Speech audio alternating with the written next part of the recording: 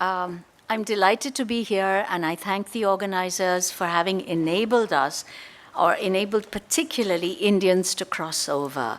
And the importance of our presence here is because Asma herself was so committed to, in fact, cross-border dialogues, of challenging, in fact, the walls, of pulling down those walls that divide us, particularly people to people. The topic that's been assigned to me is looking at communalism in the school curriculum of Pakistan and India.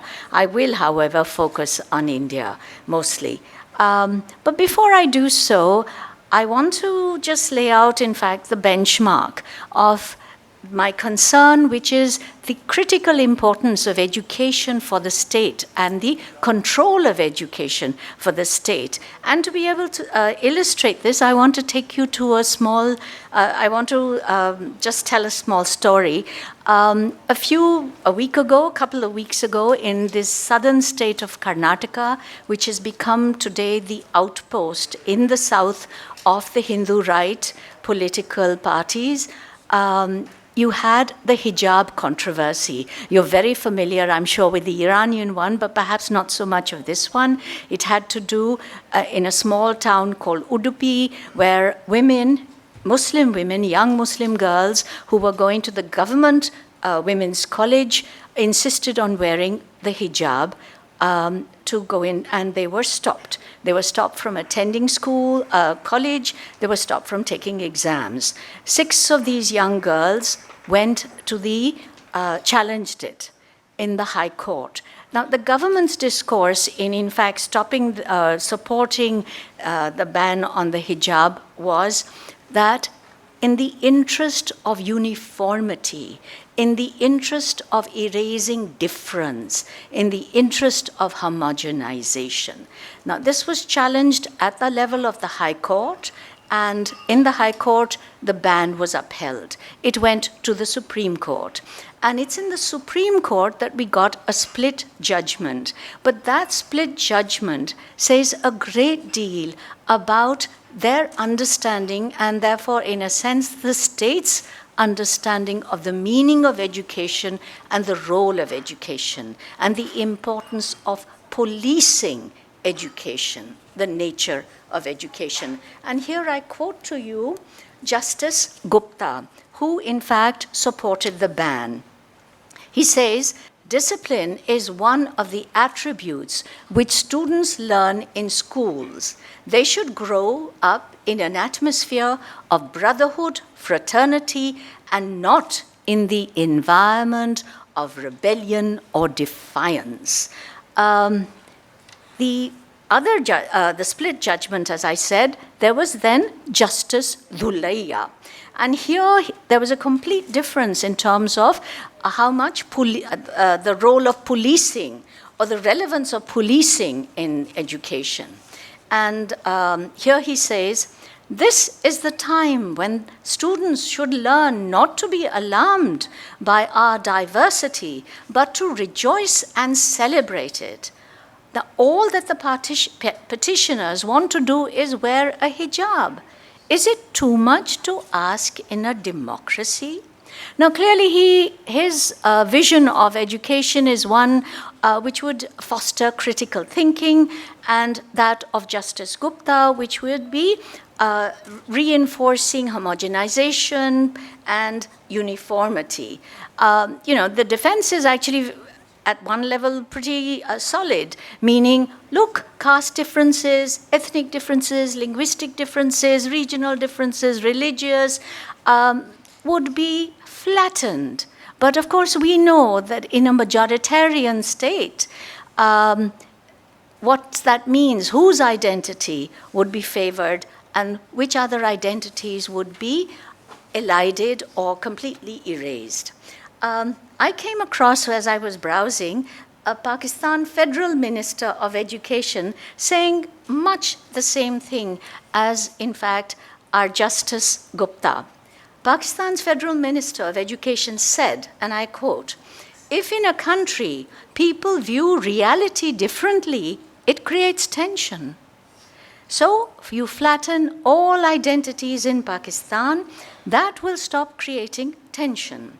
It's the kind of language, the kind of argument that you might hear in authoritarian regimes. You don't expect it in a democracy, but then what kind of democracies are both India and Pakistan?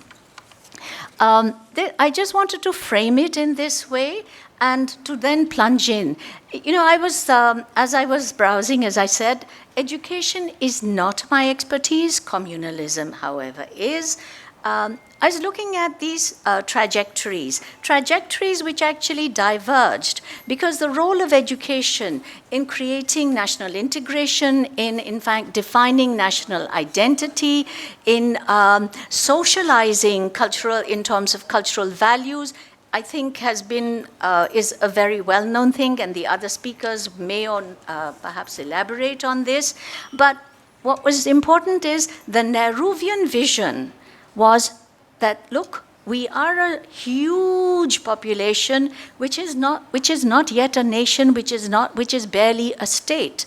How do we in fact create a composite national consciousness, a composite national identity? He rooted it in a phrase that is always associated with him: unity in diversity. And there was a celebration of, in fact, the diversity, but also very much a consciousness of building a modern state, of fostering scientific temper, rational arguments. The history rewriting project was central to this.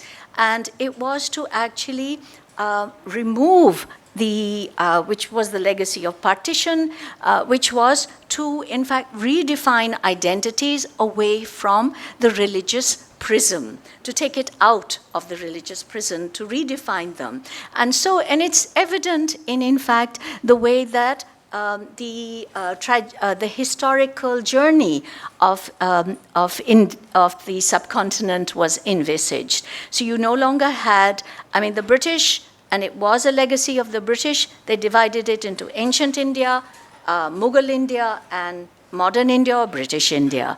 So this was completely moved away from ancient India, which was always seen as a golden age.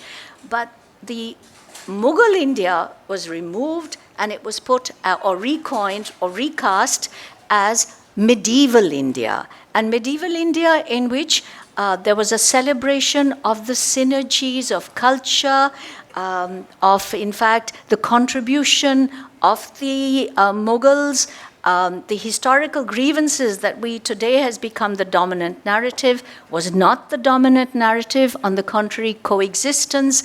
And therefore, and then, of course, there was the British period or the modern period.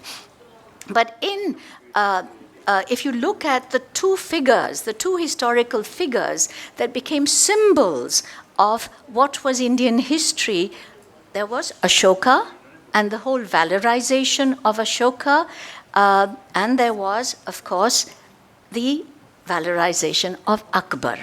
Akbar as both in terms of the eclectic mix of his generals, of his revenue minister, and of course of his own personal life and the support for Din-e-Ilahi.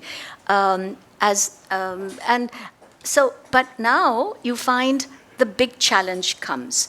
In 1977, you had a coalition government for the first time. And while the coalition government was led by progressive center-left, you had education being seized by the smaller partner, which then was the Jansangh, the earlier avatar of the Bharatiya Janata Party, which is the ruling party today. And the Jansangh claimed the education ministry. And already you started the challenge to rewriting history or to removing history altogether, and the whole challenge of questioning the kind of interpretation of important historical events. And as I said, the focus was on history. That government didn't last very long, but it was the beginning of, in fact, what were India and Pakistan's divergent strategies or trajectories in terms of educational curriculum, of their convergence. As I said, that regime didn't last long, and you had a pushback and a re-establishment of the existing. And the existing history books have been written by some of that time, were written by some of the most illustrious of our historians. But yes, they were Marxist. Most of them were Marxists. Then you get the return of the Bharatiya, or rather the return of the Hindu right. The Bharatiya Janata Party takes over 1998 to then 2004. It is in this period that you get the biggest pushback. You get the whole issue of, why do we need history? What is its relevance? So history, like in Pakistan, it gets shed. A couple of chapters get incorporated into social studies, into civic studies. Then you get, of course, this huge project of rewriting history.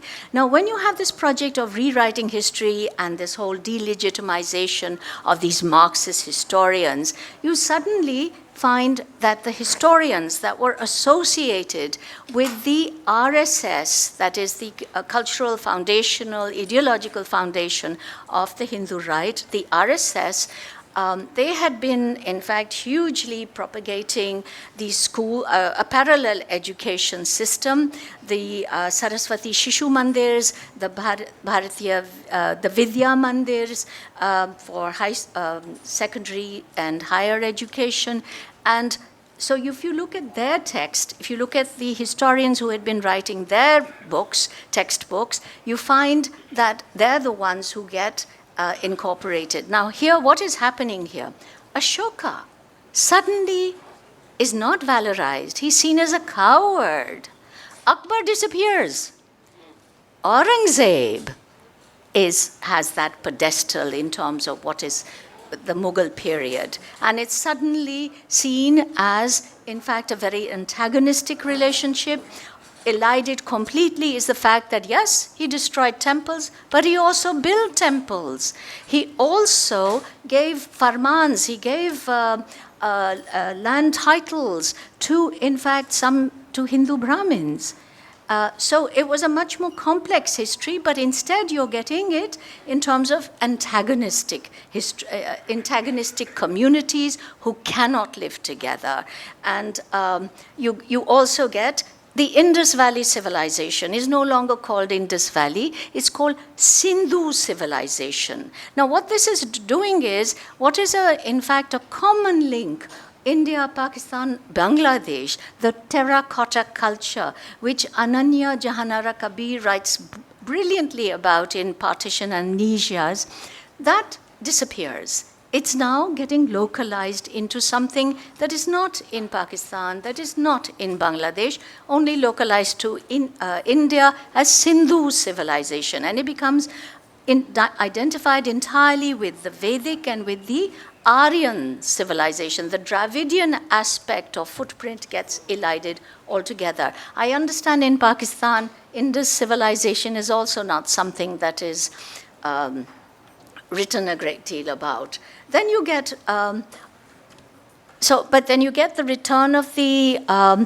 Congress-led government, so you have a pushback again. It's the contestations that are important, and important to remember that they are too continuing. It's not a fait accompli. But during this period of 2000, which is really the watershed period, you had educationists, you had all kinds of people, including our Nobel laureate Amartya Sen, writing. He's saying, what are you doing by valorizing the Hindu period as the only golden age? Fine. And also, in fact, putting on the same pedestal of achievements in astronomy, achievements in mathematics, with Vedic mathematics, with astrology, you are actually taking away from the real contributions. You are also eliding the fact that we have very rich traditions of skepticism. Romila Thappar's work on the tradition of dissent. It's a book that I would encourage any of you who are interested. So it was a much more complex debate that was taking place, but there was a debate. You get the pushback from the Congress, but by 2014, the Modi government takes over. And here, now you have a decisive shift. What they do is they don't actually attack the federal government is not so active on education. It's a concurrent subject, so it's the states that actually start incorporating, particularly the BJP ruled states, they start incorporating, and all this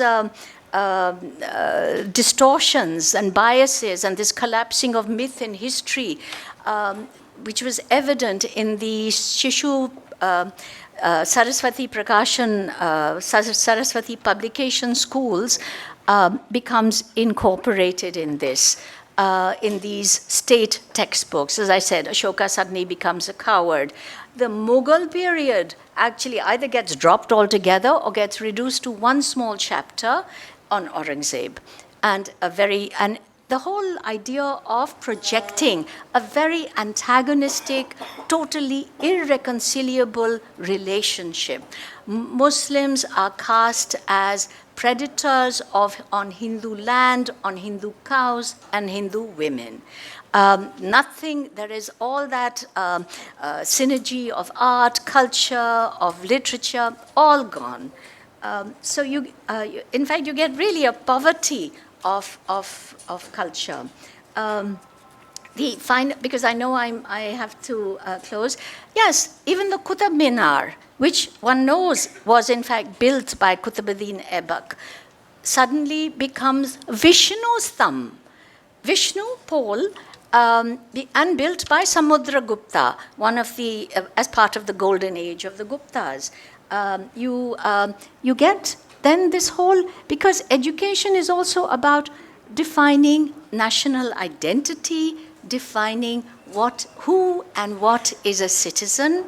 Who is a citizen? It becomes Hindu Rashtra and those who were born of the faith that in fact was born in the Indian territory. So Christianity, so Islam, out. What happens to all the Muslims? What happens to all the Christians? They get cast as foreigners, as aliens, at best as second-class citizens, worse as in fact enemy. And with India and Pakistan, and I don't think I need to elaborate, it ricochets, the antagonistic relationship between India and Pakistan ricochets onto the minorities. And so it becomes, in fact, almost self-fulfilling. I remember a phrase Bhutto used to use, 100 years of war between India and Pakistan. Well, we're in our 75th year, but I think I would probably say maybe 200 years? I hope not.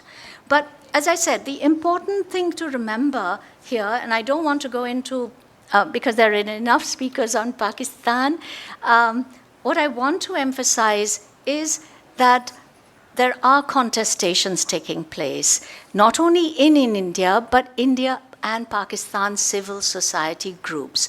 I was, just browsing, as I said, I came across the History Project. Young people, 3 young Pakistanis who had attended some Seeds for Peace process in the US and came back inspired, and they started this History Project. And they looked at, because in Pakistan, as I found, I was trying to look at parallels, and I said, civilization begins with Mir Qasim and Ghazni. There is nothing before that. And the whole geopolitical moorings of Pakistan, it's like, shifting the state out of the subcontinent and mooring it with West Asia. But when I was looking at comparison, I found, okay, there's Kashmir. And in Kashmir, in India, we have the narrative of Hari Singh wanting to be independent, the ruler of Kashmir, of the Riyasat of Kashmir, Jammu Kashmir, wanting to be independent, but the Pakistani armed forces backing the intruders, tribal intruders, came and Hari Singh panicked and signed the instrument of accession. In Pakistan, as I discovered, there is a different narrative. And in that narrative, Hari Singh started a brutal campaign to drive out Muslims from Kashmir. Over 200,000 people in the princely state supported tribesmen of the Northwest Frontier Province and were successful in liberating Kashmir from the Maharaja's control. We don't even know about the massacre of the Muslims. We, meaning in India, studying in Indian schools, don't know about the massacre of Muslims in Kashmir. But we certainly know about the intruders. In Pakistani textbooks, you would not know that within Kashmir, particularly the valley, there was no support for the Razakars who came. So, I mean, it's a more complex history, but we simplified. Similar in partition. I know I don't have the time to do this, but it's also that. So this history project between Indians and Pakistani school children aiming at 12 to 14 or something like that was, it worked for a few years from 2016 to something, but as the Modi regime and your new regimes in Pakistan have been much, much more rigid and strict about crossing borders. And finally, I will close here just to say there's also the Khoj project, which some of you may know her, Tista Setalvad, one of our finest human rights defenders and perhaps on the list of the most persecuted by the government of India. She and her partner Javed Anand started this project, the Khoj project for school children. There is also the International Youth Christian initiative between Indians and Pakistanis, I presume with Christian students, all focusing on the 12-year-olds and 14-year-olds. Now, the reason that I want to close on this is I want to emphasize the contestations, both at the level of mainstream political parties as well as at the level of civil society, and particularly students. And I will close there because otherwise it is a very despairing narrative, but there is contestation. Thank you.